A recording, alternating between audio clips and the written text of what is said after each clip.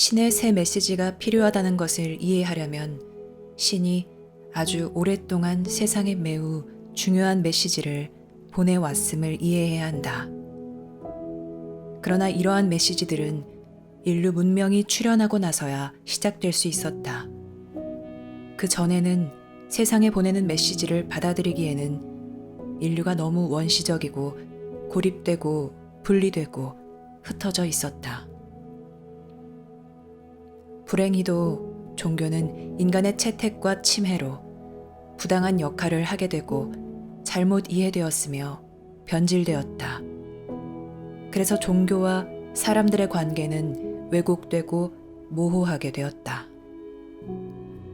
많은 사람은 이 큰 메시지들이 무엇을 위한 것인지, 왜 전해졌는지, 언제 전해졌는지, 또 메신저의 의미는 무엇인지를 이해하지 못한다. 그러므로 전에 무슨 일이 일어났고 지금 무슨 일이 일어나야 하는지 알 수 있도록 해명이 있어야 하고 필요하면 바로잡는 일도 있어야 한다. 왜냐하면 인류가 변화의 큰 물결에 직면해 있으므로 절실히 필요한 시기, 세상의 불확실성과 격변이 점점 더 커지는 시기에 신이 다시 말했기 때문이다. 지금은 역사상 과거 어느 때와도 다른 시대이다. 이것은 한 집단이나 한 부족, 한 국가의 운명만이 아니며 온 인류의 운명이다. 신은 지금 문맹에서 벗어난 세상, 국제 통신이 가능하고 지구적 관점이 중요해진 세상에 말하고 있다. 신이 말하고 있는 이 시기는 인류가 인류 역사상 가장 큰 사건, 사실 어떤 세계의 역사에서도 가장 큰 사건인 우주 생명체와 접촉하는 문턱에 서 있으며 또 이전에는 겪어보지 못한 규모로 환경과 사회와 경제의 큰 변화, 격변에 직면하고 있다. 신의 이전 큰 계시들 가운데 그 어떤 것도 이런 것들의 인류를 준비시킬 수 없다. 그래서 신이 다시 말해야 하며 다시 말했다. 한 국가나 부족, 한 지역만이 아니라 전 세계에 말했으며 이전에 인류에게 전해진 그 어떤 것보다 범위가 더 넓고 더 상세하고 더 포괄적으로 말했다. 당신은 계시의 시대에 살고 있다. 메신저가 세상에 있다. 무함마드 시절 이후로 처음 있는 일이다. 이러한 것들을 이해하려면 당신은 신의 새 계시와 세상에 있는 메신저가 이런 큰 가르침들과 예언자들, 메신저들과 어떤 관계가 있는지 알아야 한다. 신의 계시를 이해하려면 당신은 신의 이전 계시들을 이해해야 한다. 인간의 이해와 타협, 인간의 무지와 와전으로 그 계시들이 어떤 역할을 했고 어떻게 밝혀졌고 묘사되었는지가 아니라 정말 무엇을 의미했는지, 왜 전해지게 되었는지, 왜 신의 새 계시와 조화를 이루는지를 이해해야 한다. 왜냐하면 신의 메신저들은 모두 천사의 회중에서 왔기 때문이다. 그들은 신이 아니지만 평범한 사람도 아니다. 전에는 이것이 한 번도 사실적으로 묘사되지 않았다. 그래서 신의 계시 안에서 조화로움을 볼 수 있도록 전해져야 하는 교정과 해명이 많다. 왜냐하면 이 계시들은 모두 신에게서 왔으며 모두 사람들과 문화에 의해 바뀌었기 때문이다.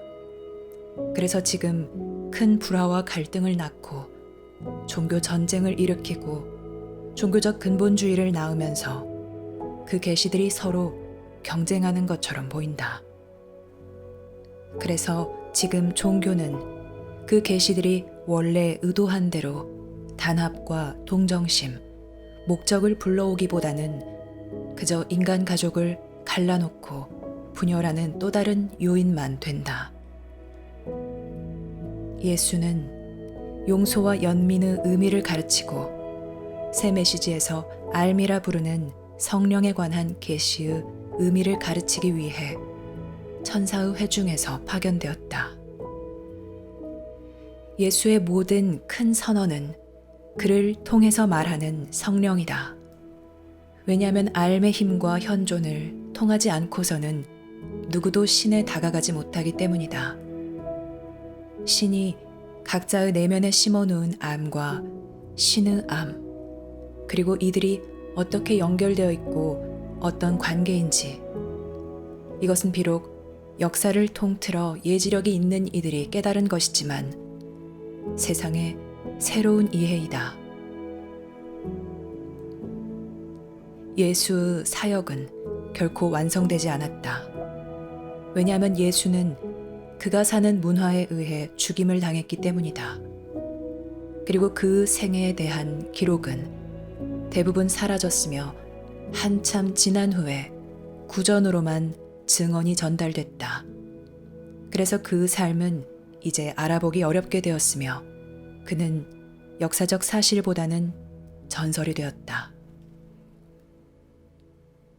하지만 그는 이 땅을 걸었으며 용서와 연민을 가르쳤다. 그리고 알의 힘, 즉 성령을 시범하였다. 그 알의 힘은 지금 인류의 진로를 바꾸고 변화시키기 위해 개개인을 통해 말하고 있으며 문화와 역사의 갈림길에서 말하고 있다.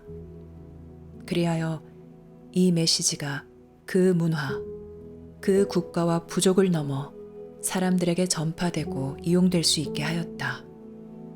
그래서 이 메시지는 인류 문명을 여는 근본적인 윤리적, 도덕적, 영적 초석이 되었다. 신은 단지 현재만이 아니라 미래도 생각하고 단지 현재 존재하는 사람들만이 아니라 다가오는 시대의 사람들의 안녕도 생각한다.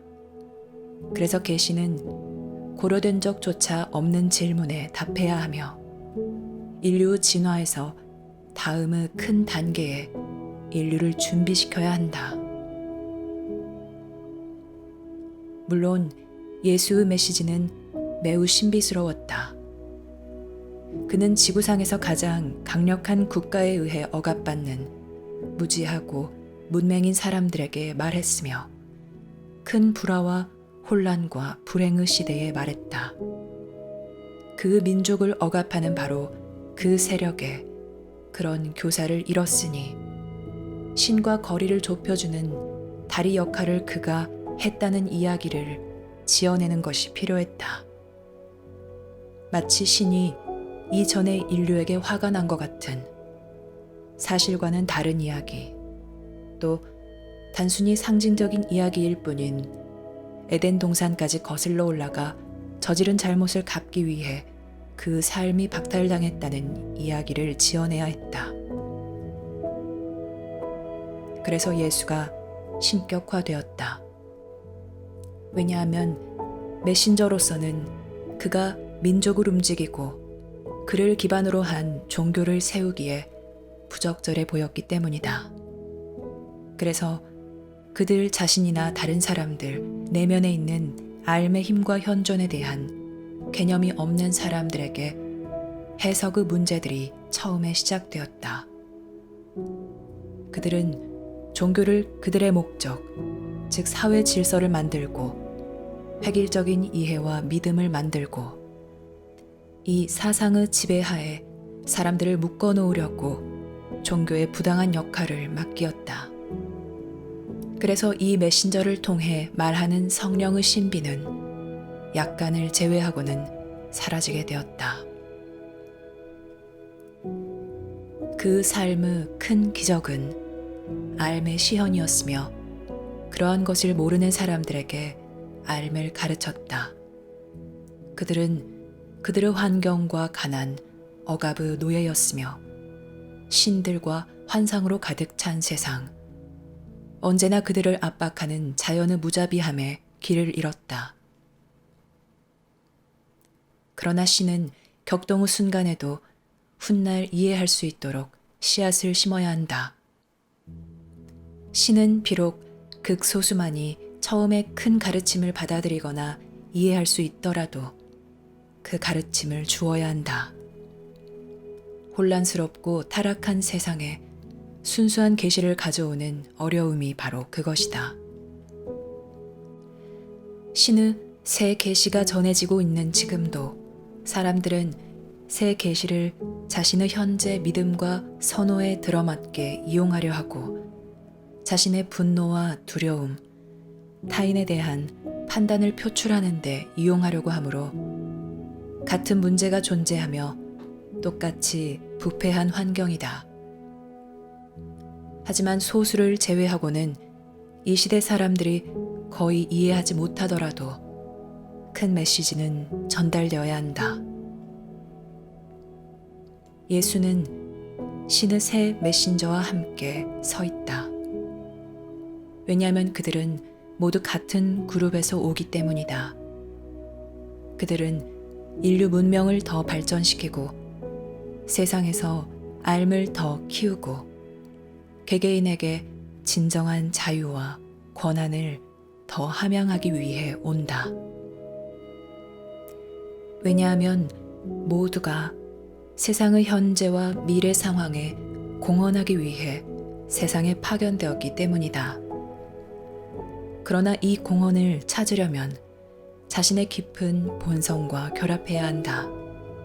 이 깊은 본성이 알미며 예수를 움직이고 지구에서 그 큰 사명으로 인도한 성령이다. 예수는 그의 가르침을 기록에 남길 만큼 또 지구에 그가 온 의미를 받아쓰게 하여 기록할 만큼 오래 살지 못했다. 그를 따르는 이들은 그가 살아있는 동안 그가 온 진정한 의미를 이해할 만큼 충분히 강하지 않았다. 그리고 후에 종교와 기독교를 대표하는 사람들은 이런 것들을 알지 못했다. 이제 신은 아주 많은 반복을 하면서 심도 있는 계시를 주었다. 이 계시는 길과 목적을 확고히 하고 이해를 확립하고 자신과 타인과 세상을 보는 법, 내면에 있는 암과 조화롭게 생각하는 법을 구축한다.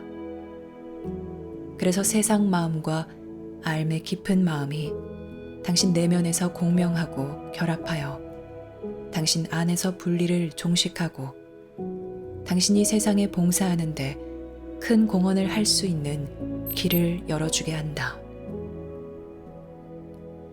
만약 당신이 이런 식으로 기독교를 이해할 수 있다면 당신에게 기독교는 완벽하게 의미 있는 것이 될 것이며 당신은 기독교의 순수한 메시지와 목적이 오랜 세월 동안 기독교 이름으로 행해진 모든 것과 어떤 차이가 있는지 알 것이다. 사람들은 전쟁을 하기 위해 종교를 이용하고 다른 사람들을 억압하기 위해 종교를 이용한다. 그들은 종교에 관한 그들의 사상을 절대적인 것으로 만들고 나서 그들의 믿음으로 주변 모든 사람을 억압한다. 그런데 그 믿음은 종종 지구에서 신의 목적과 사명이 갖는 현실과는 아무런 관계가 없다. 그들은 자신의 이념이 진실이라고 생각하지만 그것은 단지 이념일 뿐이다. 그들은 암 길을 모른다. 그들은 개개인을 움직이는 힘과 현존을 모르며 그들 내면에 사는 힘과 현존을 발견하여 알아보고 충실히 따를 수 있다면 이 힘과 현존을 통해 신이 모든 일을 복원할 것임을 알지 못한다. 예수는 문맹의 세상에 말했다.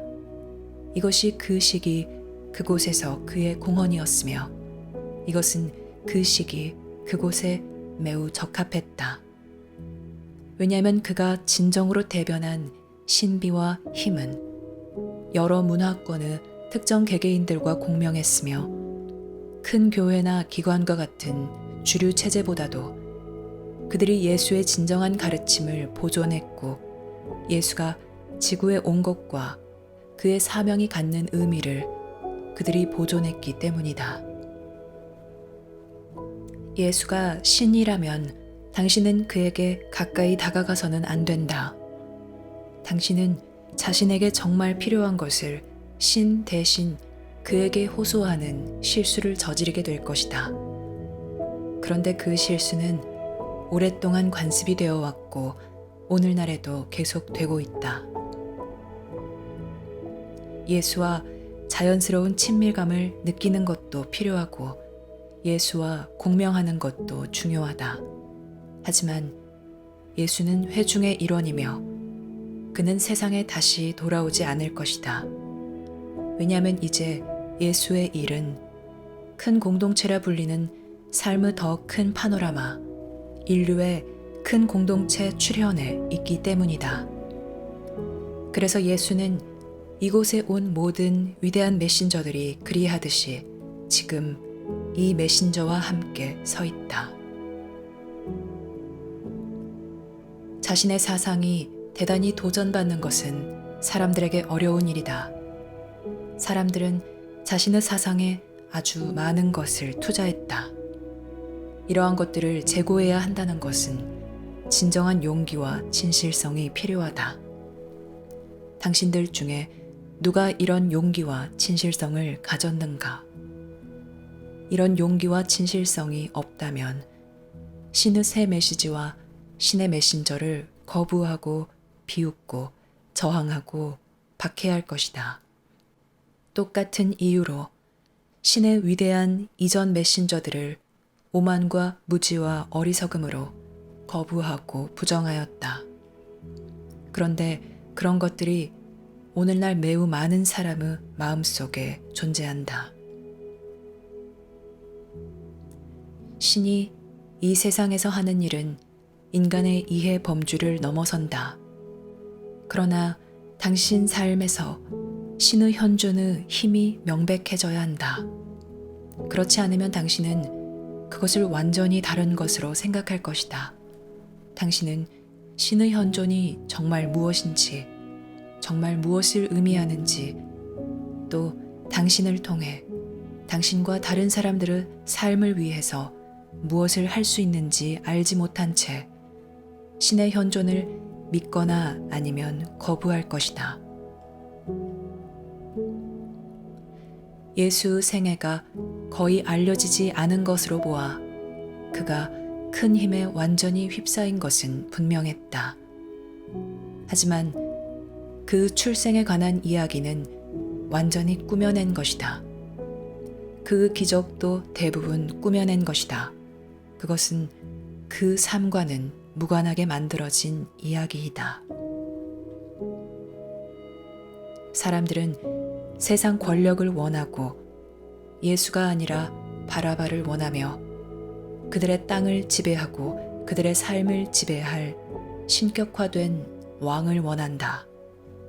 사람들은 적들을 이겨내고 다른 나라를 지배할 만큼 강력한 힘을 원한다. 신은 한 개인을 통해 완벽하게 완전히 표현된다고 사람들은 생각하지만 결코 그럴 수는 없다. 우주의 신, 수십억, 수백억, 아니 그보다 더 많은 종족의 신은 한 사람으로 육화될 수 없다. 그것은 불가능하다. 이렇게 생각하는 것은 신은 단지 자신의 더 큰 형태일 뿐이라고 생각하는 것이며 이는 역사를 통틀어 사람들이 범해온 오류이다. 왜냐하면 사람들은 다르게 생각하는 신, 또 이곳 지구상에서 사람들을 억압하는 문제들로 둘러싸이지 않은 신을 상상할 수 없기 때문이다. 하지만 걱정하지 말라. 우주 전역에 있는 개인들이나 국가들이 같은 실수를 저지른다. 이것은 분리 속에서 사는 데서 생기는 문제이다. 그러나 신은 분리의 문제에 답을 주었다. 왜냐하면 알은 각각의 사람 안에 살고 있기 때문이다. 성령은 단순히 당신을 방문하는 것이 아니라 당신 내면에 살면서 당신이 응답하기를 기다리고 당신을 곤경에서 벗어나게 하며 당신 삶을 인도하려 한다. 그래서 당신이 큰 목적을 위해 이곳에 왔다는 것을 인식하기 시작하는 성숙기에 이를 수 있게 한다. 그 목적은 당신이 스스로 만들어내거나 당신의 나라나 국가가 당신을 위해 만들어낸 것이 아니다. 신을 알려면 당신은 신이 당신 내면에 심어놓은 힘과 현존을 알아야 한다. 왜냐하면 당신이 기독교인이든 무슬림이든 유대교인이든 또 어떤 나라 사람이든 어떤 믿음을 가졌든 이 힘과 현존이 당신 복원의 근원이기 때문이다. 심지어 당신에게 믿음이 없어도 마찬가지이다. 신의 계획은 모든 사람을 구원하는 것이다. 그저 선택된 소수나 신봉자들, 모범적인 삶을 사는 사람들만 구원하는 것이 아니다. 신의 계획은 때가 되고 시간이 흐르면 모두를 구원하는 것이다. 종교에 대한 당신의 이해, 즉 당신이 배운 것이나 어쩌면 당신에게 강요된 것에 비추어 이러한 것들을 생각해보라. 지옥의 모든 위협이나 천벌은 인간의 창조물이다. 당신의 지옥과 천벌은 삶의 힘과 현존 없이 사는 것이며 수많은 세력에 위협받고 수많은 것들에 억압받고 자신의 선호나 두려움, 다른 사람들의 선호와 두려움에 사로잡힌 채로 당신이 이해하지 못하는 세상에서 혼란의 삶, 노예 같은 삶을 사는 것이다. 그것이 바로 지금 이 순간 분리 상태에 살면서 당신이 사는 지옥이고 천벌이다. 그러나 신은 예수를 통해서, 무함마드를 통해서, 또 붓다를 통해서 이 상황을 해결하기 위해 무엇을 행해야 하는지 이해할 수 있는 요소를 제공했다. 당신이 예수에게 진실하다면 당신은 예수가 정말 누구였는지, 어디에서 왔고 진정으로 무엇을 가르쳤는지를 이해해야 한다. 무함마드의 진정한 학생이 되려면 당신은 그를 메신저로서 이해해야 하고 그가 실제로 무엇을 가르쳤는지, 어디서 왔는지, 또 무엇을 대변했는지를 그에 관해 남겨진 기록이 거의 없는 것에서 분별하려고 노력해야 한다. 그것은 붓다에게도 마찬가지이다. 그것은 지구나 다른 어떤 세계의 위대한 교사나 메신저에게도 마찬가지이다. 왜냐하면 지구에서 신이 하는 일은 물질계 삶인 우주 전체에서 신이 하는 일이기 때문이다. 사람들은 이런 말을 듣고 분노를 느낀다.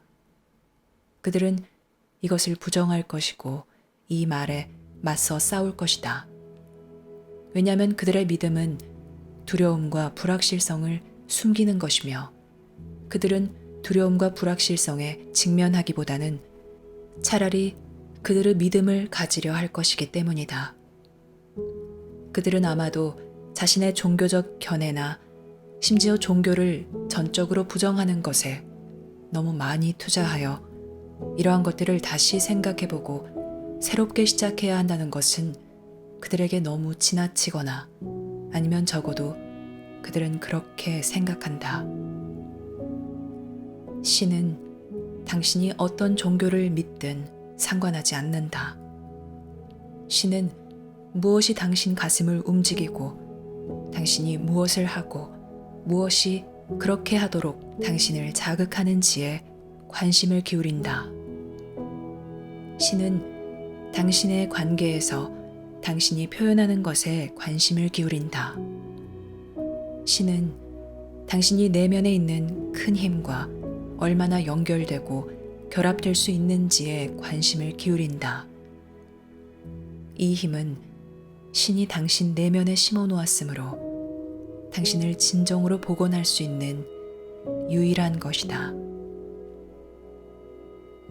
이것은 큰 힘이지만 이것을 받아들이려면 깊이 내어주고 넘겨주고 책임지는 것이 필요하다. 여기에는 당신 자신과 다른 사람들, 그리고 전 세계를 바라보는 방식에 변화가 필요하다. 여기에는 용서와 동정심이 필요하고 왜 사람들이 실수하는지, 무엇이 그들의 타락에서 그들을 회복하는지에 대해 매우 명확한 이해가 필요하다. 예수는 위대한 메신저 중 한 사람이다. 당신은 그 메시지를 받아들일 수 있는가? 당신은 그의 메시지를 이해할 수 있고 따를 수 있는가? 그를 신으로 만들지 말라. 예수를 통해서만 신에게 다가갈 수 있고 그 큰 문턱을 넘을 수 있다고 생각하지 말라. 왜냐하면 예수는 알의 힘을 위한 매개체였고 바로 그 알이 당신을 회복하게 하고 갱생하게 하고 복원하게 할 수 있기 때문이다. 예수는 당신보다 더 위대하고 이 세상을 거쳐간 거의 모든 이보다도 더 위대했지만 그에게 이 능력과 장엄함, 이 세상에서 지속되는 이 영향을 준 것은 바로 그 내면에 있는 알의 힘이었다. 종교적 사고가 있고 그런 다음 진정한 결합이 있다. 이 둘은 매우 다르며 다른 결과와 다른 가르침, 다른 이해로 이끈다. 이것은 이 세상에 온 신의 새 계시를 이해하는데 매우 중요하다.